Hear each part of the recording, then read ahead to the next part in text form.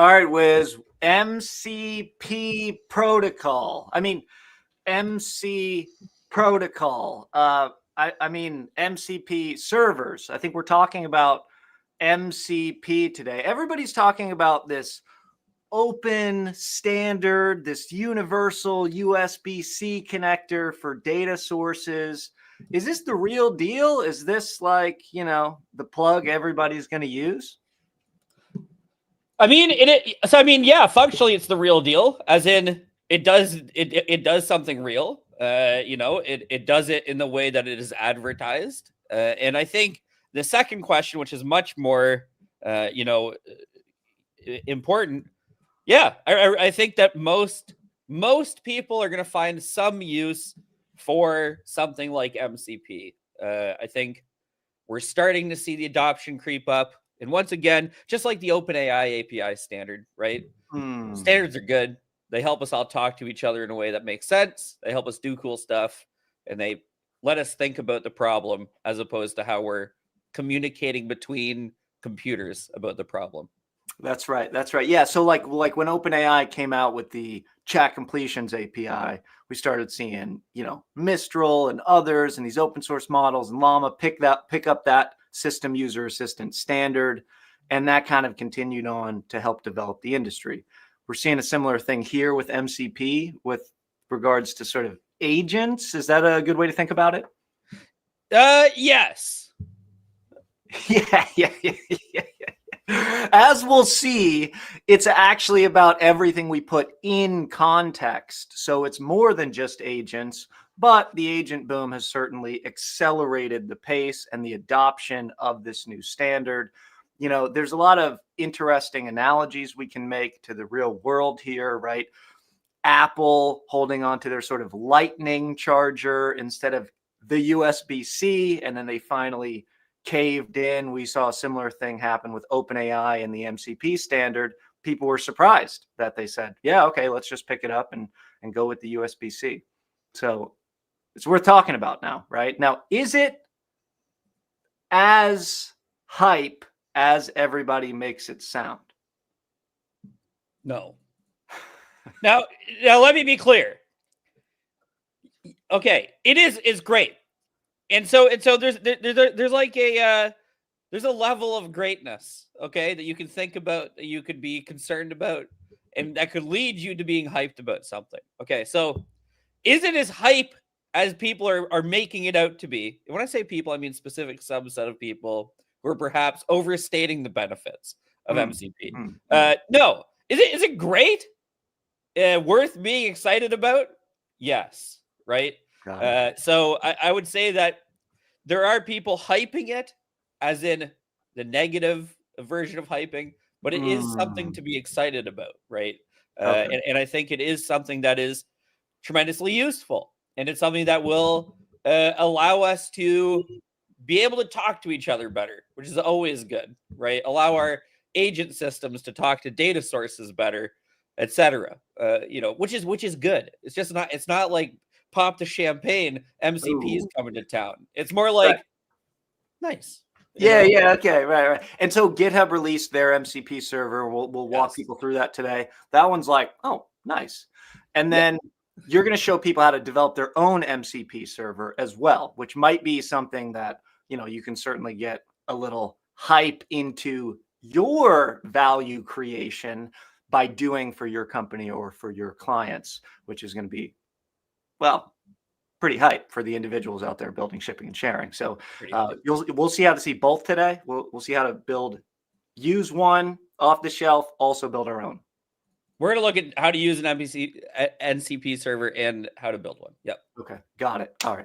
The MCP server event starts now, everybody. We are looking forward to seeing the demo, Wiz, but we've got some context to put everything in properly first. As we're discussing MCP today, and we've got a lot of sort of background that we want to go into so you guys can understand exactly where this thing came from and why we needed it now.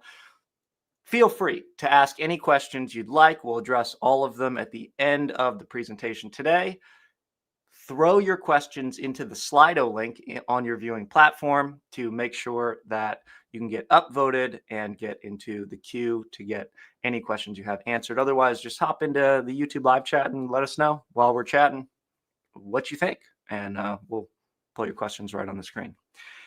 All right, everybody, let's go ahead and get into MCP today, and hopefully leave you by the end of the session today as we align ourselves to what you'll get out of this next 55 minutes together.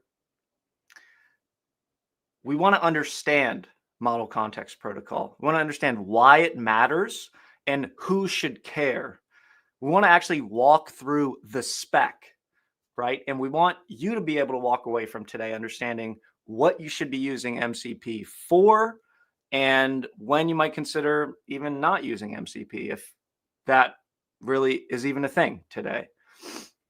We want to show you how to build, ship, and share your own, and look under the hood of GitHub's new MCP server, which is a completely rewritten and reimagined and upgraded version of the original MCP server from Anthropic. So by the end of today, we will have a bit of a handle on MCP, why it matters, what it really is, why this Jake from State Farm meme is funny, and we'll figure out how to build an MCP server ourselves. So let's go ahead and start introducing the topic. We've chosen a plug here for obvious reasons as the emoji for MCP, a universal plug. In November 2024, Anthropic released MCP.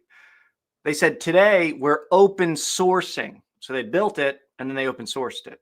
The Model Context Protocol, a new standard for connecting AI assistants to the systems where data lives, including content repositories, business tools, dev environments. It aims to help frontier models produce better, more relevant results. Now, Wiz has had some hot takes on MCP recently, and he posted on LinkedIn this past week, just looking for people to help him out. I get how it works. I enjoy the idea broadly. I'm just not sold on the level of excitement I'm seeing. And, we got some great feedback from the community, including from folks like Terry. Off the top of my head, MCP is a very pragmatic technology started by Anthropic to connect Claude to live systems and data. Agree. Okay. Again, they built it and then they open sourced it. Most detractors I hear will say MCP is bad for agent to agent communication. And Wiz tends to agree with this. Now, you'll see a little bit more about why this might be true from first principles today. And I also asked Grok today, because it's a really great search engine for sort of hyposphere things. What is MCP and why is everyone so pumped about it? It's a universal plug, lets AI tap into real-time info like your calendar, emails, or even a database. Before MCP, hooking up an AI to something like Slack or Google Drive meant coding a one-off solution. Plus, big players like OpenAI are backing it, and it's called the USB-C for AI.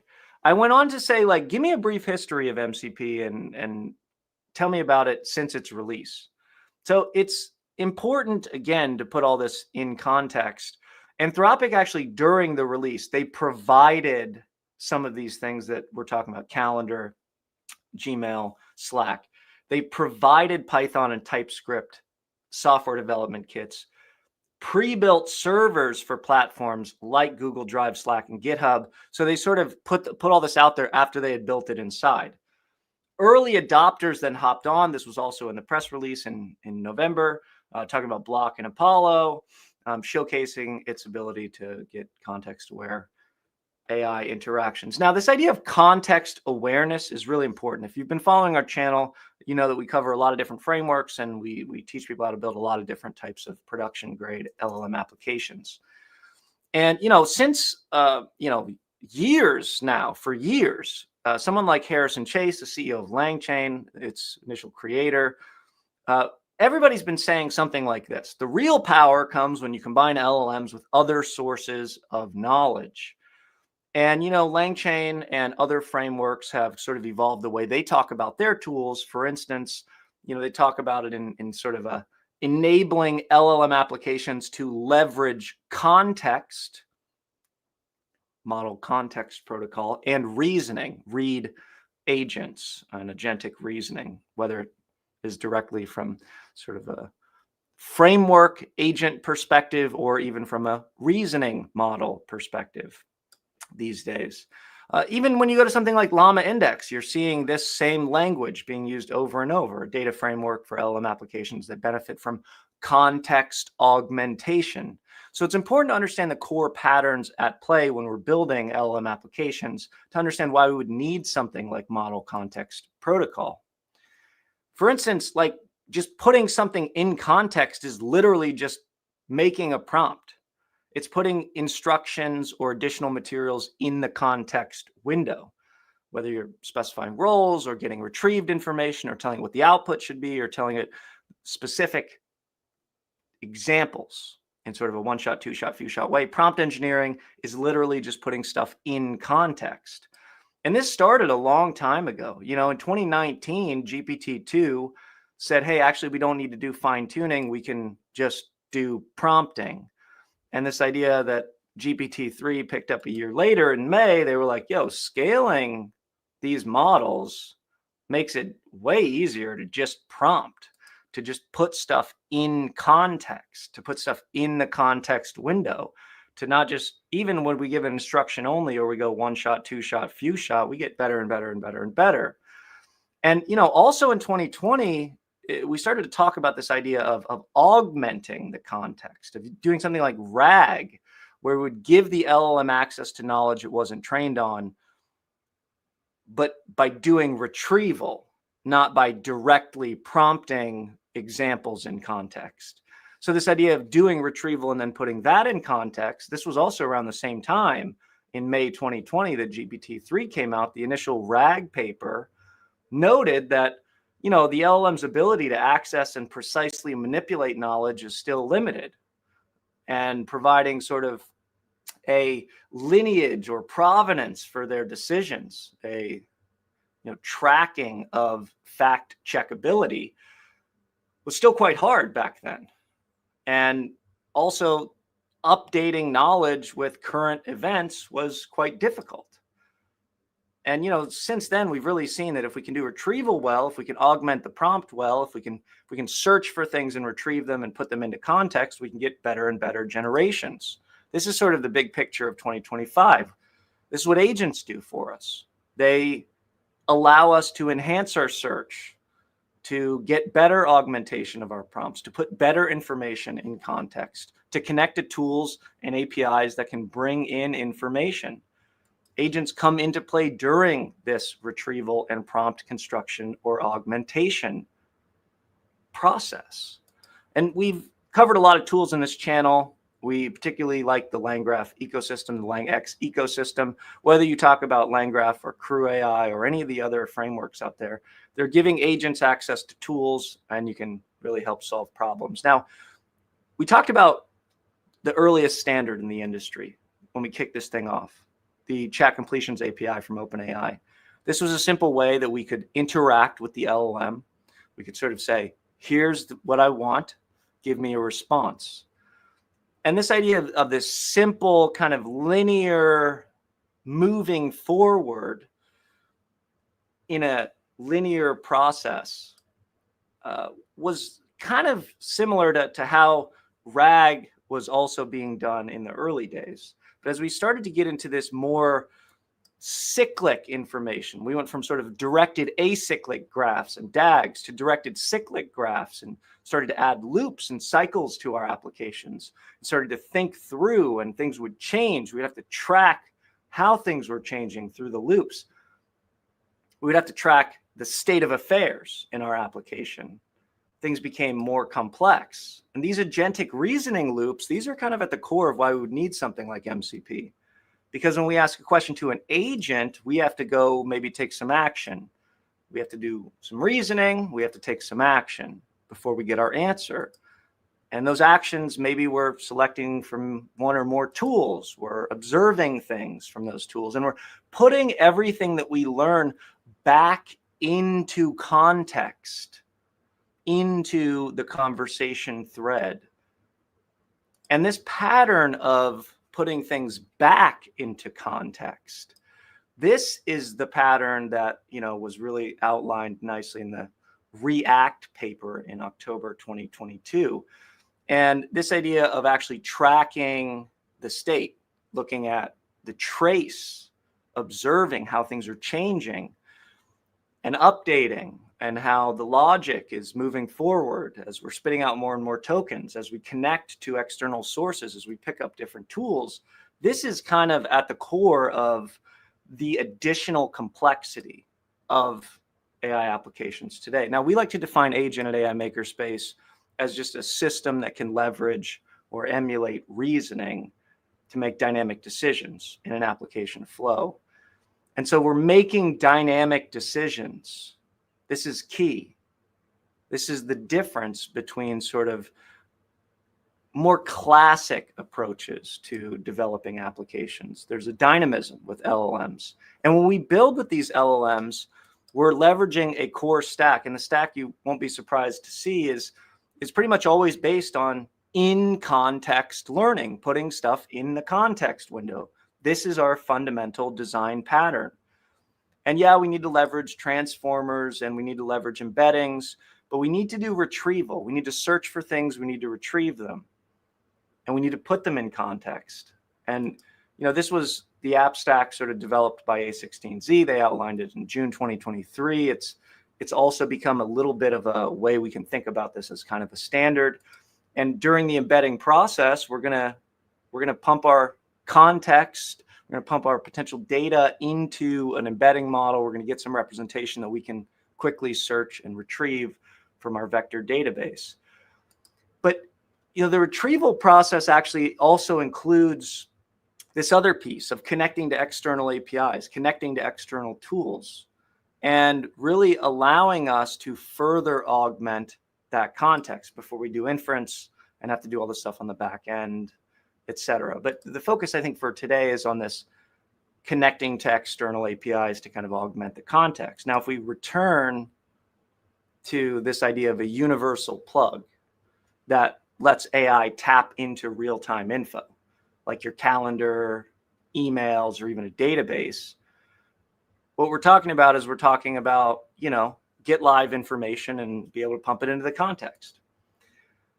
So if you actually go to the MCP introduction site, it literally just says, MCP helps you build agents and complex workflows on top of LLMs. LLMs frequently need to integrate with data and tools. So we've got a growing list of pre-built integrations. We've got the flexibility to switch between LLM providers and vendors, and best practices for securing your data. So our first discussion today, Wiz, that I want to bring you up for is when we read something like that, it sounds like we could read it in any documentation. LangChain, it sounds exactly like something I've read before a lot of other places. So it makes me feel like it's not really that unique. Is it? What's going on here? Is it that unique? No, I mean, it's just not. So this is something that I think, is I'm going to keep harping on this the whole time we talk about this thing. This is not novel. It's not new. There's nothing inherently unique about this. I mean, I linked a blog by LangChain, right, talking about MCP, talking about they've already had tool repositories for LangChain for a long time, right? MCP is just a standard that everybody is choosing to adopt, right? It's much like that classic XKCD comment, right? We have 14 standards. We need to synergize this into a new standard. We have 15 standards, right? I think MCP is great because it's winning, right? As a standard, the protocol is gaining popularity. More people are likely to start using it in the same way that OpenAI, right, came out with the OpenAI API spec, and then everyone started using it. And now that's kind of the way we do things. There's a standard. So that's dope again, but it's just not new. It's not novel. It's not unique. It's just one of the standards. And then it's currently it's winning mind share, right? That's it's winning. So everybody likes stuff that's winning. Yeah. Right. I mean, it's hype. People are talking about it. It's winning. Yes. Okay. So it's not that unique. And if you read the docs of pick your favorite orchestration framework, they're going to say the same things, although they might be updating those docs today to say, actually just use MCP, and well, and that's it. It's this idea of MCP servers are good because they're short, shareable little snippets, right? Like you just have to run them on your machine somehow, usually just through Docker, right? Because everyone's got Docker, but it's not. I think that one of the key points too from the blog with LangChain is that MCP is useful for people who are integrating with services they didn't build, right? So like we're using it to augment Claude or Cursor with additional capabilities. We're not necessarily using it to augment our homegrown agent that we've provided tools for, right? And so in that sense, again, it's not novel, but it's helping people understand and leverage suites of tools without having to have built that system themselves. So it's good, right? It's good. Yeah. And I like the comment in the chat from Ravi saying here, this is something that you also see often in all of these framework documentations. Best practices for securing your data. Everybody wants their enterprise customers to feel safe and secure. I wonder if you'd comment, Wiz, on your take. This is something I've seen also in the LinkedIn sphere and the exosphere is like oh, there's security is stupid and security is bad for MCP. Talk about security for MCP versus security for things in general. I mean, it's not uniquely secure. I mean, they're mindful of security in some way, but like you can build APIs that are mindful of security. You can build APIs quite trivially that are more mindful of security. In fact, I think it's just the idea that they care at all about some reasonable definition of security when considering the protocol, and that's good, right? So it is good. It's even if it's not loads of security, or even if we wouldn't dare say that it's secure, right? It is good that it's more secure than zero. And so we're right. moving. We're pushing toward a more secure world, and that's good. That's always good. And classically, I mean, if you don't have anything of value yet, there's nothing to secure. So, I mean, it's an indication that we're actually building real business value LLM applications. This is the exciting part for me. With that's something that I want to really double click on. Okay, it's not novel. The hype is novel for a protocol. Okay, for a standard. Now, when do those things start to become hype? When our ecosystem is going through growth, dare I say, starting to mature a little bit. Okay. When people start losing their minds over protocols and standardization, it's signal that we're starting to mature as an ecosystem, which is novel. We haven't had strong signal of maturity. This is still not strong signal, okay? But it is a little whisper. Like, are we maturing? That's right. And I think, and we'll cover this at the end. We'll talk a little bit more at the end, but like if you're an enterprise user of these tools that is having trouble convincing your boss or whoever to invest in these things, to have a standard to say the things we build today are not going to be out of date next 6 months, next 9 months, next 1 year, next 18 months, because there's a standard, all of a sudden does make it more attractive to a decision maker, a business leader, to say, pull the trigger, let's spend the money, let's develop something that's aligned with standards. So I think there is a uniqueness to it in that maturity sense. But yeah, from a technical perspective, maybe not so much. Okay, Wiz, great, thanks. Let's keep it moving. Okay, MCP. That's sort of the why of MCP. Again, they open sourced this after they built it. Everybody was doing their own thing. And this one kind of caught fire, and it's become a bit of the standard. Every new data source requires its own custom implementation. This was their sort of, pitch of why they built it in the first place. And that was no good. And so, when we think about what MCP is now, we can kind of ask the question, like, what is the protocol for putting stuff in the model's context window? And how is the stuff getting there? This is kind of the crux of the issue. If we define the word protocol, it just literally means a set of rules or a standardized procedure. And so like we can kind of just take a pause and we can look at this thing, and it's like, it's the model context protocol.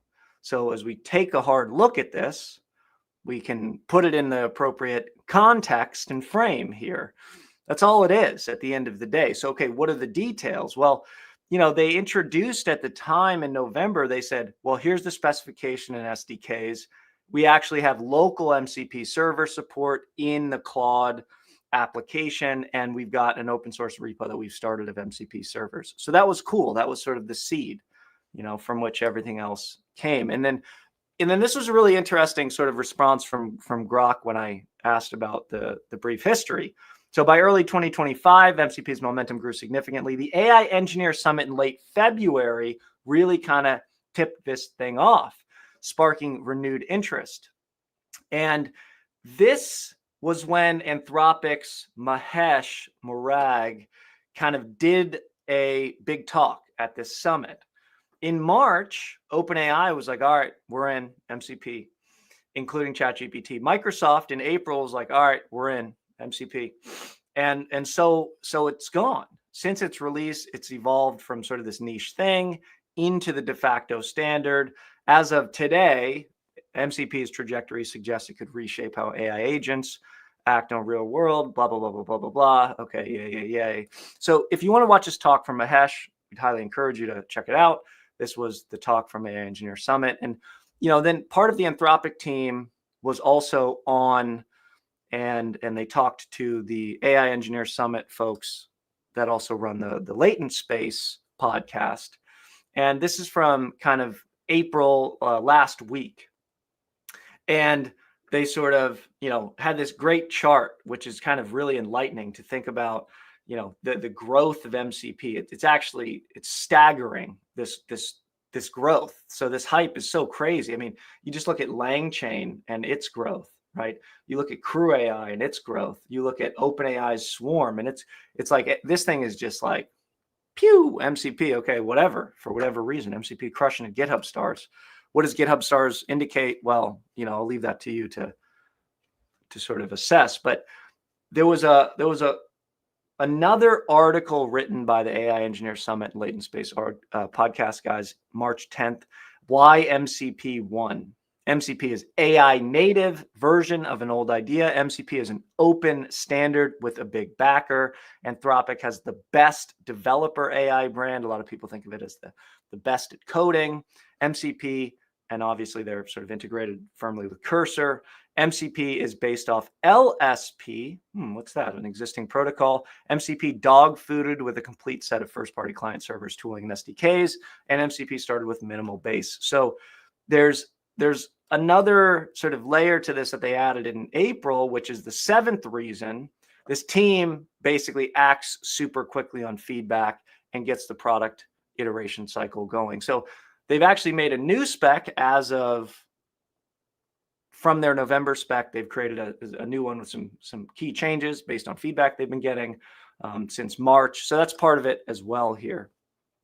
Wiz, I just want you to comment on how hard was it before to do this stuff? Was it super hard to actually build connectors to external data sources or not? And, do you agree with this idea of why MCP won? And if anything, from your posts and engaging with the community over the last week, did you enlighten yourself in new ways that you could share with us? So take them however you want. No. So, okay. It does not make it easier to build agent applications, MCP. Okay. It just doesn't. It doesn't make it more trivial to build these systems. However, as a consumer of systems and as a potential, person who wants to add capability to people who are in the community and using their products and services, I can see something like MCP, once it is adopted, which is happening now, right? Be useful to allow others to integrate their products and services into things like Claude Desktop, right? Things like Cursor, things like Windsurf, all of these. I'm focusing on code gen because that's what I'm most familiar with as use cases, right? But this is the idea. It is useful for those people. That's it, though. I mean, every single comment on my post was basically like, the hype is that standardization is good. We're winning because standardization good, man. And it's like, that's great. I mean, I love it, but it doesn't help me build faster, but it does help me, integrate easier. It does help, like GitHub, right? One of the ones we're going to look at.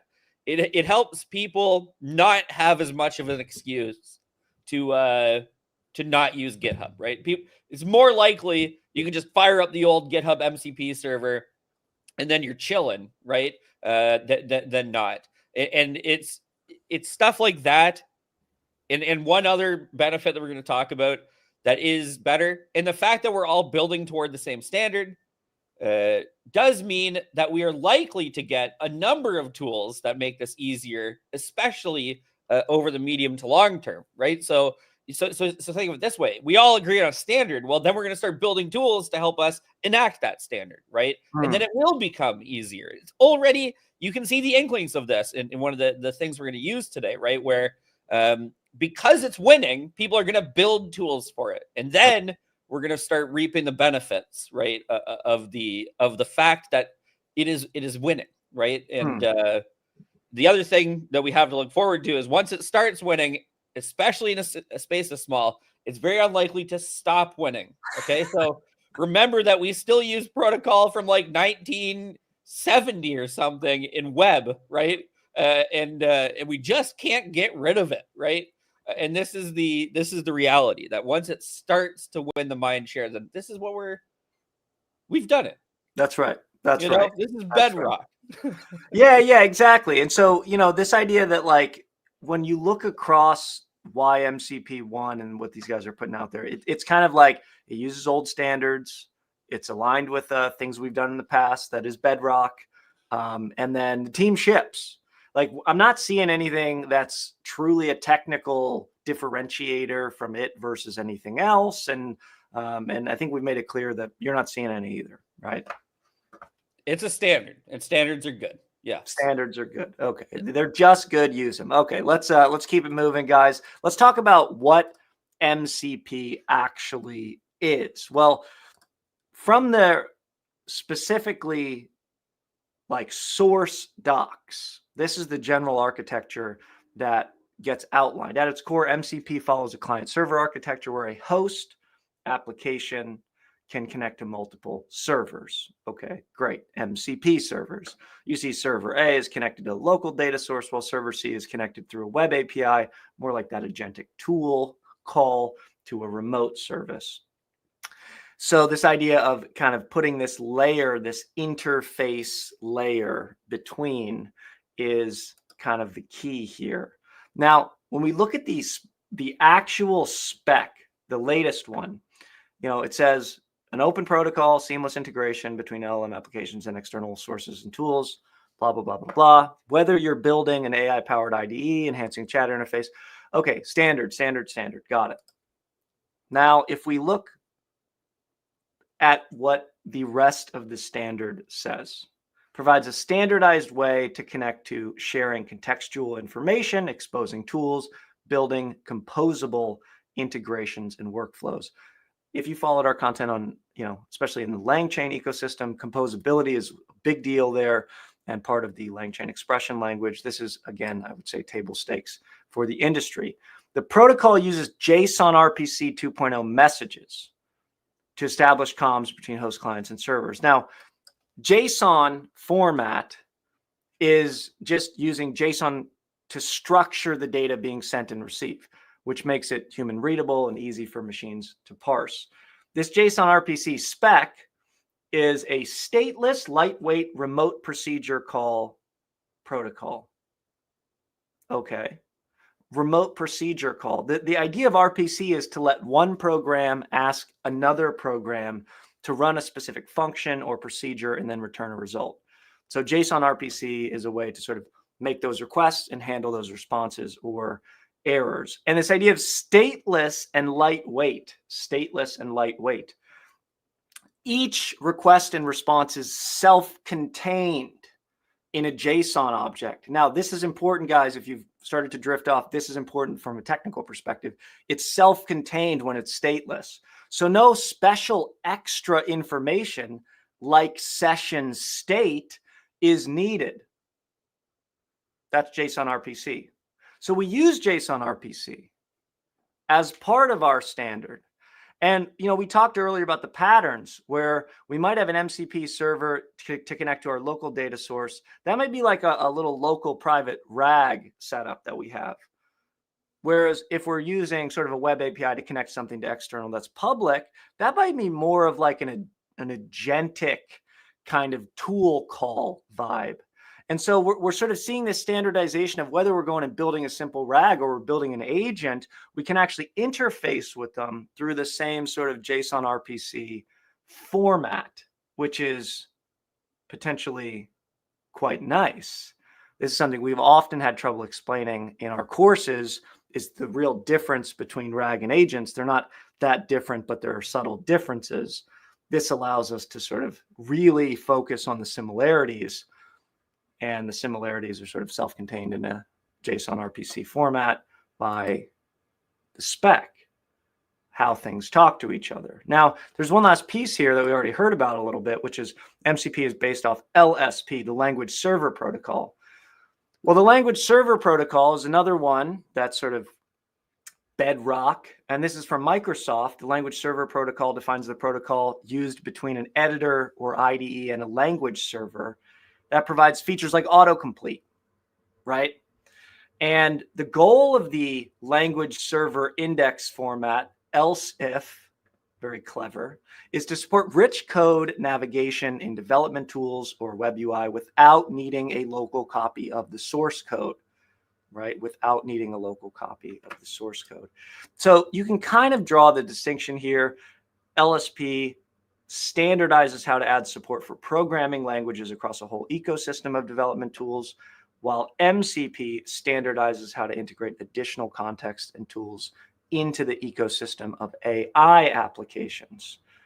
And so at the base, at the core, what is the bedrock of MCP? Well, the base protocol is kind of these three things. We use a JSON-RPC message format. This has kind of been standardized through all of the function calling stuff that has been developed, and that was also kind of pioneered by OpenAI early on in late 2023. And then the stateful connections. Stateful connections is a key thing here. What does this mean? Well, if you Google MCP memes, which of course I did preparing this today, you'll see this one come up. MCP, well, that just sounds like a REST API with extra steps. Is this funny? Model Context Protocol. Well, what is a REST API? It's called a Representational State Transfer API. Now, these are stateless REST APIs. They're stateless, like the JSON-RPC format. Stateful versus stateless is a classic way to differentiate between APIs. Now, Model Context Protocol, on the other hand, is stateful. It understands and has an awareness of previous requests and session states. I'm at this step, I'm at that step, where am I at? It's not self-contained. And of course, it can't be self-contained because we need to use this reasoning loop and we need to keep the conversation going in context, right? So of course, we can't have a stateless solution for LLM applications. Wiz, I'd like you to comment on this. REST APIs stateless, MCP stateful, but MCP uses REST APIs. Is that right? Yeah. I mean, the idea is like stateful just kind of refers to the fact that we have some idea of state, right? Every API call should return the same thing that, based on the initial data or whatever. This is just not true for MCP. MCP has the ability to do stuff, has the ability to change state, has the ability to be aware of previous calls. It's a function of utility, right? We want to be able to have our MCP servers reflect state in some way, reflect reality as it exists now, not in its little bubble. The idea is that REST APIs are how we can talk to it, but it's not like the way that it works. So the way I would have you think about it is that this is not a REST API, right? It is a model context protocol, which has a model context protocol server and clients, right? There is some leveraging of REST APIs that can occur, right? So if we look at the MCP server C diagram, you can see that web APIs are chilling there, right? Now that's going to be a REST API, okay? That we can talk, well, most likely that we can talk to. Beautiful, okay? But that's it. That's the idea. Got it. Okay, so then when we think about actually building one of these servers and connecting it to, let's say, our local data, then are we going to use a REST API or are we going to use something else? We're going to use whatever we've designed, right? I mean, so if our data exists behind some API, that's it. If our data doesn't, if our data is just chilling in, say we have a RAG pipeline, right? Yeah. Then it's not going to be behind a REST. I mean, the idea is that we obscure all of that decision making through MCP. MCP doesn't care, as we're going to find out, right? It's whatever is happening. Yeah. It's literally just the protocol through which we communicate with the system. Right? It is. We do all of the work on our side in the MCP server so that the agent doesn't have to. Right? Okay. Yeah. So as we go to our demo today and building an MCP server, I want you to address one question first. Like, we keep saying this thing. Everybody's saying this thing. So what is an MCP server? That period. Okay. MCP server is I'm not going to do it. But you got to do it. Okay, it's the thing that serves model context protocol. Right. The idea though is that it's similar to like a fast API server, right? That we're totally used to, that defines these things. And we're going to look at an example of this that defines these things in a way such that that they can be easily consumed by the client, right? So again, this is the whole thing relies on this client-server interaction. The client-server interaction requires us to have a client and a server, and they should know how to talk to each other. Now, the way this works out in reality, as we're going to see in both the GitHub version and the version that we're going to build, is through a layer of abstractions that turns all of our stuff into strings and returns strings, right? Because at the end of the day, what are we doing? We're talking to model. What does model understand? String, right? Like we're negotiating between the two. Let's say we're having a conversation. Right? The top thing, JSON-RPC, right? Message format. This is the way that we can communicate to each other. There is no grand solution here. The server simply takes what the model can do, right? Or what our MCP server can do, the tools that we have defined, the resources we have defined, and it allows the model to interact with that in a way that is more specific and good. More gooder. Yes, let's do that. Let's do things like that. And this was a particularly good thing that we found this week. GitHub basically saying, yo, we took Anthropic's server, we rewrote it in Go, we added functionality. It's way better. It's more gooder now. You guys should all use it. Everybody's natively using GitHub basically anyways. We think this is good. We think this is worth looking at. So Wiz, I want you to go ahead and take it away here. I want you to show us a tour around GitHub and show us how to build our very own MCP server if we're so inclined to do so. Oh, yeah. Today. All right, off to you. And we're so inclined, you know us. Okay, so we're going to go to the GitHub MCP page. I'm going to walk you through this because kind of showing you the thing in action is going to be covered by the other tool. We're just going to look at this and understand at a high level why MCP is good. Okay, so GitHub has a API. Okay, GitHub API is good.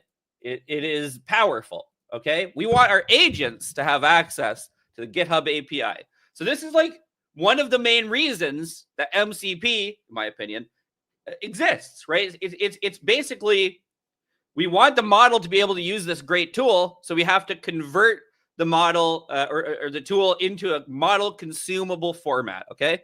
So what is it exactly? Well, basically, first of all, how do we install it? All the MCP servers are installed by stuff like this. All this is it some kind of potential input? This is the VS Code version, not the cursor version. We're going to talk about the cursor version in a second. But this server thing is the big one, which is that we have some command and then some arguments for that command, and then that's it, right? What this does is it allows our agent, in whatever sense that we're using that word, we're going to talk about it through the lens of, say, like a cursor agent. So that's the command L agent and cursor, right? But the idea is that we have to serve this thing, and this thing that's being served is going to be our model context protocol server, right? It's going to expose all the potential things you could do so that when we ask to do things, those tools are exposed to us. Okay. And that's great. We love that, right? And then, of course, we have Claude Desktop if you want to use that, okay? All this other stuff is just how you set it up. Tools. This is all of the tools. We have many tools, issues tools. We have pull request tools. We have, look at all these dang tools, create repository tools, right? So what our MCP server does, it serves up all of these tools and how to use them and how to correctly call them. And, you know, it tells the model what the function signature is, et cetera, et cetera. So how is this thing actually served? Well, basically, it's served from this main.go file. I know typically we only talk about Python, but this is implemented in Go. Go is an excellent language. It's very good for exactly this kind of thing. But you can see the basic idea is that we have this context, and then we have a bunch of different things we're importing. One of those things is our GitHub package, which is going to contain something we're going to look at in just a second. We're also going to have our MCP Go server. You're going to notice a very similar pattern in Python. All this thing does is it starts the server, right? And it listens. It just listens. And then when it gets messages, it returns some value of what should be done. That's it. Okay, so what can it do? Well, basically, in our GitHub package, we can see all of the different potential tools. Like we have a repository tool. And you can see here, list commits creates a tool that gets commits of a branch in a repository. It's got our signature. It's got how to call it. It has the actual function that does the thing. And then it returns, right, new tool result text because we want this thing in text, right? Context for our LLM. Create our upload file. Okay, cool. You know, we have this git issue tool, right? But the idea is that we have this server, which is going to serve all of these potential tools, right, in a way that the LLM can consume. And then the LLM will call any of these tools in a way that these tools could be called, presuming that it's a good LLM, right? So it supports tool calling well. And then we return the result as a string. This is it, okay? Now, one thing I really want to, again, hammer in here is that let's say things changed, okay? Let's say things changed in the GitHub tooling, right? Instead of all of this other stuff, right, which is we have to change everything. We'll have to totally rewrite everything. Oh my goodness. No, we just have to update the actual workings of this tool, right? So let's say that our add issue comment API changed. Well, instead of changing our MCP tool, right, we're just going to be able to change the innard. So we can change it behind the MCP. A classic, right? GitHub updates to add better functionality. What are we going to do? We just update behind MCP. Classic, right? Okay, we're going to look at an actual example of this because I'm going to switch screens here to my laptop. Whoop. And we're going to look at the actual an actual implementation of this using a fast MCP. And you best believe that this is basically fast API, but for MCP, right? So beautiful. First of all, number one, right? It's already been built. This is the power of standardization, right? We're winning because we have fast MCP, which helps us produce these servers easily in a format and pattern we're used to, right? AI by AI says MCP is middleware, a lazy option for folks who vibe code. There it is. I said it. I'm not going to go that far, but that's definitely a take that you can have. But you can see here, the idea is that we set up our fast MCP server just like we would fast API. We add our client, our Tvili client, just like we would in fast API. And then we define some kind of tools, right? Each of these tools is going to be correctly presented through MCP, right, to our client, to our LLM. This is the magic. All we got to do is define it, provide some information, make sure we use type hinting. Our web search tool is going to take some query and then return some string. The string is going to be information about the given query, classic. And then we have our roll dice tool because I'm obsessed with Dungeons and Dragons, right? So we have this roll dice tool. It takes notation. It takes number of rolls the dice with the given notation. And then our dice roller class does this. You'll notice that dice roller is this other module that we have, and it's just some random class, right? So let's just see how this works. First of all, in order to add this to Cursor, we have to go to our settings, MCP, add new global MCP server, which will take us to our MCP JSON. And you'll notice, just like before, all the actual MCP server is the command to run this, which is just UV, go to this directory, and then run server.py, right? That's all you do. And then you can see here, a web search server is green, which means it's running. It's got web search, and it's got roll dice. Okay, now check this part out. We're going to use it, right? We're going to do something. So we're going to say, command L. Let's say, it roll 4d6, keeping the highest 3, and do that 6 times. For those among you who also are enjoyers of Dungeons and Dragons, you will recognize this as character creation, stat rolls, right? Okay, so let's run the tool. You'll notice that I asked to do this, and our MCP server was called. And you can see that our MCP server was called with 46, keep highest 3, number of rolls is going to be 6. We get some result, and then our LLM parses the result. You'll notice, though, that this result is bad and wrong, right? So 6 plus 5 plus 4, in my impression, it is going to be, oh, no, wait, it's right. Oh, no. Sometimes it does get it right, but it shouldn't by default. If we look at the actual return, you'll see that we return 16, which we shouldn't do. We should only return 15. So my tool isn't working well, right? I want to update my tool. So one thing I could do is go into the tool and laboriously change it, and that'll muck up my server, right? I have to create like a new tool definition, everything. Or let's just change the import to the one using NumPy, which is correct, right? So I changed to the one using NumPy. I refresh my tool, and then I go back and I'm gonna redo the same, same thing. Roll 46, keeping the highest 3. Do that 6 times. We be generating. We're gonna go ahead and we're gonna use the tool. When we look at the tool, you notice that it's no longer extraordinarily wrong, which is good. And then our actual result is more so correct. It is in fact still wrong, which is astounding. But the idea is that we changed our tool backend, right, from our random Python random to NumPy, and all we had to do, right, is change the import in our server. We didn't touch any of this stuff, right? We updated the whole thing behind the scenes, and it just worked. I've used these separate file names just for show. The real idea here is that you would change this functionality without changing this definition, and that would be it, right? You wouldn't have to go through additional steps. You can still be confident that the same old MCP tool you had before is going to be useful. It's going to be used. If you wanted to change things, of course, you definitely can. And it's also trivial. But the idea is that as we improve our services behind the scenes, our actual server is going to continue to be good.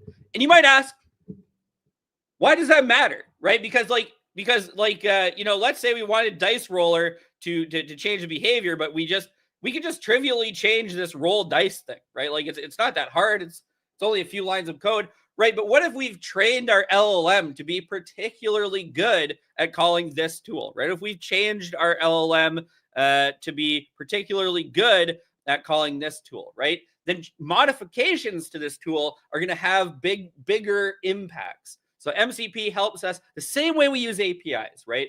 Allows us to change the functionality of the tool behind the scenes without changing it in front. Yes, of course, we can just do this now with Tool. We've been doing it the whole time, in fact. But this is a standard way to do it, right? This is the same way everybody else will be doing it. And that's the advantage. Again, there's no novelty here, okay? But now we have fast MCP instead of fast API, right? And we start thinking about this as something useful that we can leverage. That's it for the actual demo. I'm going to pass you guys back to Greg. But before I do, I'm going to remind you to like, comment, and subscribe. Ring the bell notification. We're here every Wednesday. Okay, back to Greg. All right, excellent, Wiz. All right, and to get to conclusions here, I think you just demonstrated beautifully. Is it worth the hype? Technically, nah, it's really not. But fast MCP does feel pretty cool to have their little import. For business leaders, maybe it is worth the hype, actually. Maybe you can go generate some investment from your higher level exec team, a little bit easier knowing that there's a standard on the horizon here. MCP really provides those standard rules for applications that are leveraging context and context learning, et cetera, et cetera. Remember, we got stateful, means it's aware of previous stuff, that's what's happening, how things are changing. We got these agentic reasoning patterns that we want to be able to leverage where stuff is changing. And so that negotiation between the server and client in string format that is sort of, brought forth through the JSON-RPC standardized way of interacting and generating those strings. That is kind of, in a nutshell, what they put together and what they open sourced and what the whole world is going crazy about here. We've got some great questions in the chat, Wiz, that I want to get started with, but and see if you guys can sort of get the memos going for now. But can you just answer one question for me first? Should everybody use MCP all the time starting now?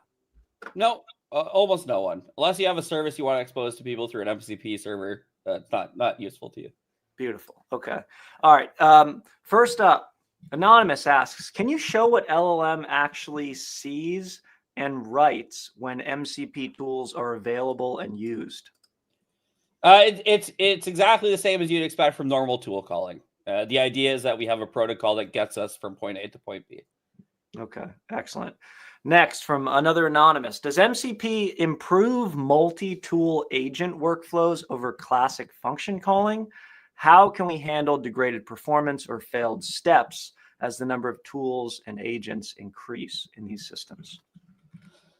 It does none of that, unfortunately, right? It's still tool calling, and tool calling fails a lot of the time. And that's the price we got to pay as people using this stuff. This does nothing to. I'm sure that's not literally true. Okay, but also it's true. And they're shipping right fast, now. So it might not be true in a month or 3. They're listening to their feedback from customers, and if that's at the top of the list, I bet they'll add it in. So.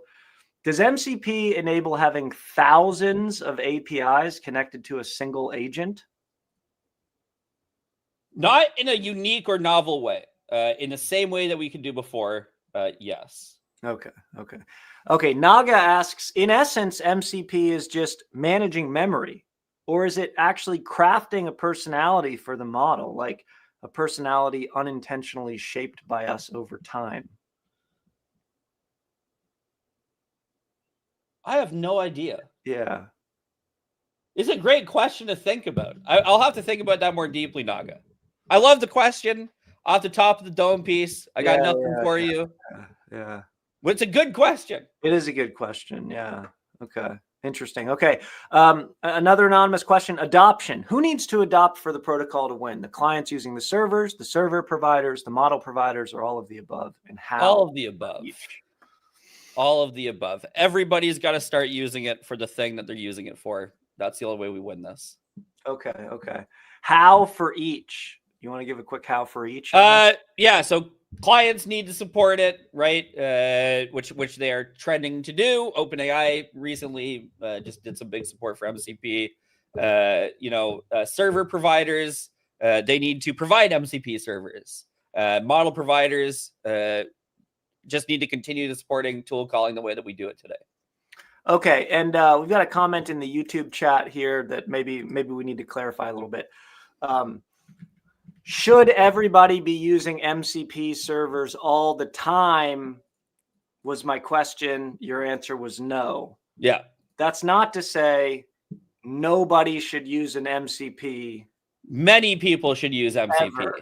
Yes. Okay. If you're trying to connect external data to your, your things like Cursor, Claude Desktop, MCP is probably going to be the way of the future. I would definitely encourage you to use it. It's just not useful to everybody all of the time. So our question was, should everybody use it all of the time? Answer flatly, no. That does not mean nobody should use it. Plenty of people should, will, and are using it, and that's great. That's great for the ecosystem. That's great for us exploring the frontier. But that doesn't mean that it's like you should always use like OpenAI API spec. You should always use. I don't know why you wouldn't be using that, right? Anthropic's the only holdout, I think, and there's a very popular wrapper for it, but it's not yet at that level. It's not yet at that level. Yeah, and maybe it helps here to sort of say, I really like the question before about adoption. We have the clients using the servers, we have the server providers, and we have the model providers. Now, you're not a model provider. Anybody watching this, you're not a model provider. But well, I guess you could be, okay, but you're more likely a client using a server or somebody that's creating a server. And so when you say, should I use MCP, you kind of have to specify like from which angle. Am I leveraging people's MCP servers? Should I be doing that? I think the answer is more generally like, well, yeah, if you're like going to connect to a thing and there's an MCP server for it, go ahead, pick it up. But if you're like actually building an MCP server, but the question is, do you need to build an MCP server or can you just build the app? Right? It's something like that. And you don't necessarily need to go take it to this other meta layer of building the MCP server. If you're just building your own little app locally and like, don't worry about it yet until you need to worry about it. Something like that. Right? If you're just trying to demo a quick prototype to your boss, does it need to be on an MCP server that a bunch of people have access to? No. Right? So it kind of just, it depends there. Thanks for the clarification question. Maybe we'll just rapid fire just two more and then we'll call it for today. We're already a little bit over time. Okay, so anonymous. So if the tools, dev environments, and knowledge bases are all internal, no external real-time MCP is really that useful. It's connected to this thing we were just discussing. Okay, beautiful. Nailed it. Way to capstone that. Yeah. Final upvoted question. You guys are upvoting all the questions, crushing it. There are multiple ways MCP are defining Claude or IDE, using NPM, using UV, using NPX, using Docker. In which cases are MCP files installed locally? Yes, they're all usually installed locally. Okay. So we in fact want to install and then run them locally. We haven't yet hit external API MCPs as a rule. Though we're definitely seeing it be more obvious and more brought up. Excellent. Okay, all right. If you have additional questions that aren't answered, please drop them in the YouTube comments and we will get to them asynchronously this week. Thank you so much, Wiz, for dropping your knowledge on us today. And thank you, everybody, for joining us for MCP. It's time to wrap. If you are not yet in our Discord community, now is a great time to go ahead, jump in, start building, shipping, and sharing with us. There are job seeker meetups every Friday. There are build, ship, share accountability meetups every Monday. All of this is 100% for free. You can get going today. Are you a data scientist or a software engineer or product person looking to break into AI? We've outlined some pathways on our homepage at aimakerspace.io that we'd love for you to check out, start working through, and give us your feedback on how those are working out. Again, 100% free for you. Our content we always give away. If you're looking for more accountability, if you're looking for more of a community, if you're looking for the opportunity to work directly with the Wiz and I and many other certified AI engineers around our community, you might consider accelerating your learning with the AI Engineering Bootcamp Cohort 7 coming up in June. Now, this is going to be a special one because for folks around the world, we actually are going to open up a second section of this. It'll be, instead of 7 to 9 Eastern with me and the Wiz, we'll have a second section, 7 to 9 Central European time, so we can help out the time zone issues that so many of you have shared with us. We're expanding our capacity, and we're really excited to be able to do that with a larger team. Consider joining us for the 10-week adventure from prompting to demo day that will get you out to the LLM edge. Also, our team will be in Toronto in June. Please join us at the Toronto Machine Learning Summit live. Come up and say hi and let us buy you coffee and learn a little bit more about your journey and your adventure. If you're looking for any additional content related to anything that we talked about today, there was a lot of quickly discussed context. You can find everything in the Awesome AIM Index on GitHub. And that's a wrap on Model Context Protocol for today. Next week, we've got a special event coming up. We'll be announcing it soon on social media. We're going to do Llama 4 next week, so stay tuned for that. Hope to see you back here, same place, same time. And that's it for MCP. Leave your comments and your questions in the chat. We'll get to them. And as always, until next time, keep building, shipping, and sharing. We'll do the same. See you all next week, everybody. Bye, guys.